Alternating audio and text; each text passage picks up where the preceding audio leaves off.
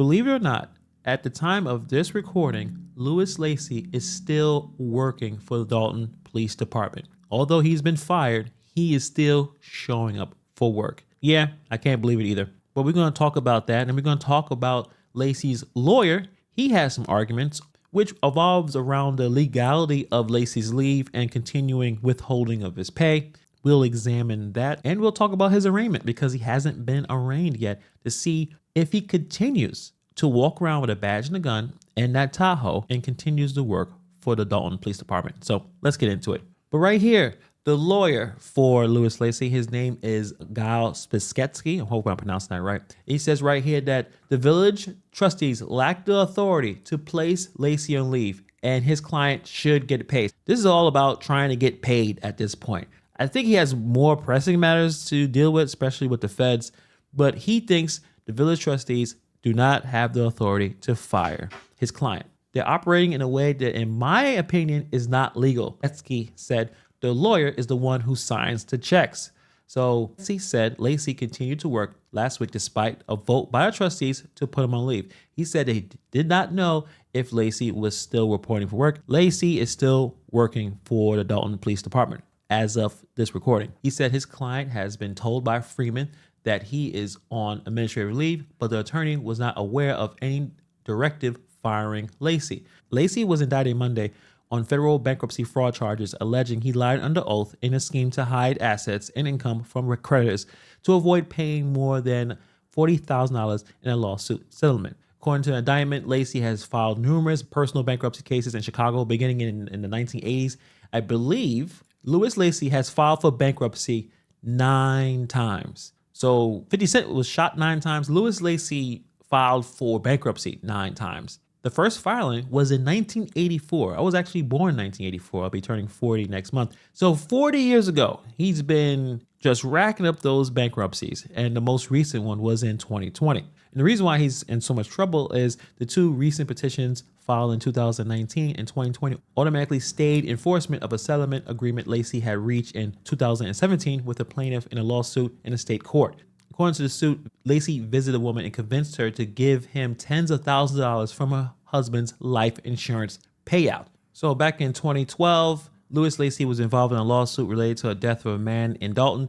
Lacey allegedly visited the widow and convinced her to give him tens of thousands of dollars from her husband's life insurance payout. The lawsuit settled for $55,000, but Lacey only paid $12,000 before filing for bankruptcy to avoid paying the remaining $43,000. Obviously, his actions was part of a broader scheme to hide assets and underreport income to evade creditors. So, according to the information, allegedly, Louis Lacey is a piece of garbage. But Lacey's lawyer is trying to convince us that he should still get paid. Sketchy said any overtime payments to Lacey have been approved by village officials, including village administrator Keith Freeman. Quote, Keith and trustees and everyone around approved that, he said. Sketchy says that he did not know whether Lacey was a part of a security detail for Lightfoot composed of village officers, but the pay was for performing other services and the compensation was well earned. I don't think the Superman would argue against that. Lacey has been one of her most loyal supporters and does a lot of the dirty work as she allegedly intimidates business owners and other residents who do not like her, who voice public disapproval of the mayor.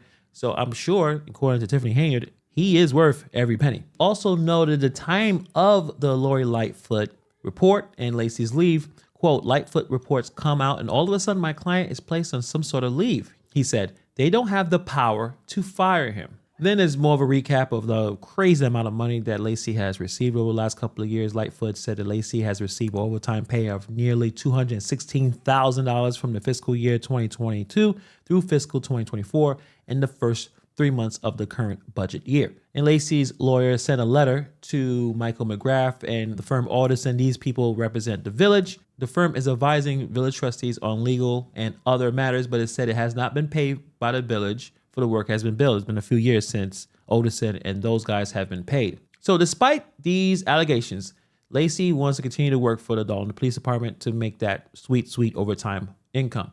And Lacey's lawyer is arguing that his leave of absence is not legally sanctioned by the appropriate authorities, claiming that the village trustees lack the power to place Lacey on leave. Lacey's attorney says all of this is a ploy to trick his client. That's exactly what the U.S. attorney does every single time. They start with people that they believe that they can flip. According to Sketchy, the only person that can do this is the super mayor, Tiffany Henyard, the only one that has the authority to sign checks and make employment decisions. This has led to obviously a contentious situation where Lacey is reportedly still working. So this story is all about questions of authority, obviously corruption, and to the extent which Lacey has been able to continue working, continue to make money despite some serious charges. The situation raises important issues about how to govern, how to oversight, and the potential abuse of power in this administration. When it comes to Lacey's ongoing employment and his lawyer defense, there are some critical points that need to be addressed. Let's start looking at the crux of Sketchy's argument, which evolves around the legality of Lacey's leave and the continued withholding of his pay. Sketchy makes this bold claim. They're operating in a way that, in my opinion, is not legal. The mayor is the one who signs the checks, unquote. This statement opens a big Pandora's box of questions about the balance of power in the local government. I think his argument is more like a desperate attempt to shift the focus away from Lacey's own wrongdoing to some kind of procedural technicality. He's trying to say the village trustees overstepped their authority, and the decision to place Lacey on leave cannot be seen as just improper but downright illegal. That does not make a whole lot of sense to me, considering the man is indicted on federal charges in dealing with lying about money. How can he continue to still be a police officer under those kind of charges? Now, Sketchy's argument that Lacey should continue to be paid because the lawyer is the only one authorized to sign checks might hold some water in some legal sense, but it's harder to ignore the larger context here. We're talking about a man that has been indicted on 9 counts of serious federal charges, including bankruptcy, fraud, and perjury. These are not just minor infractions. This is not a whoopsie-doo.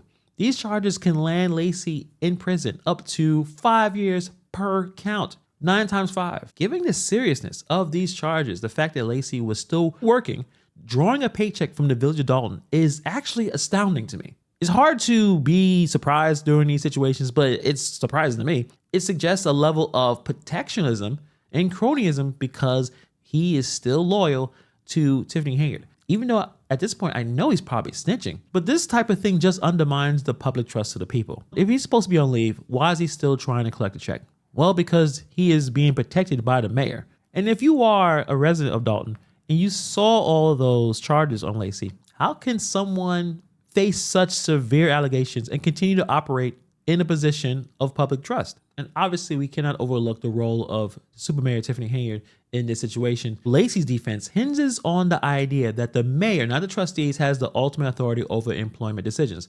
But what does that say about the governance in Dalton? If the mayor is indeed the only one with the power to place Lacey on leave or terminate his employment, it puts an enormous amount of unchecked power in one individual's hands. That's why we have checks and balances in forms of government. Yes, the mayor has the executive branch, but the trustees are the legislative branch. I think a lot of the problems that people have in Dalton is that mayor walks around with unchecked power, or at least she is ignoring all the checks and balances and doing whatever the hell she wants to do. Is it really in the public's best interest for one person, Mayor Tiffany Henyard, to have unbridled authority? The very notion kind of smacks the kind of small town politic dynamics that allow corruption to thrive. Sketchy's argument, if it is legally valid, seems to miss the forest for the trees by ignoring the larger ethical implications of Lacey's continuing employment. Moving aside the legal arguments, there's still ethical issues at play. Lacey's continued presence on the force, despite these are serious allegations, sends a troubling message. It suggests that the rules don't apply equally to everyone, that those in a position of power or influence can bend the rules, or in this case, ignore them entirely. This is a big problem for Tiffany Henyard and her administration to keep someone with that many charges as if everything is going to be okay. If Lacey was an average citizen facing 9 counts of federal charges, would he still be drawing a check from a public institution? The answer is most certainly no. It doesn't matter if Tiffany Henyard loves this person and that's her top cop. How is it possible that he's able to maintain his position speaks to the level of privilege and power that most people do not have access to. Lacys lawyer's strategy to try to make this into some kind of procedural mishandling of his leave, I just think is a classic red herring. Is trying to distract by the ridiculous amount of allegations that Louis Lacey has been connected to on, again, federal charges. He may be trying to muddy the waters and trying to get some distraction going, but I just don't think it's going to work. Let's be clear, whether or not the trustees had the authority to place Lacey on leave is secondary to the fact that Lacey is facing such serious federal charges for fraud and perjury.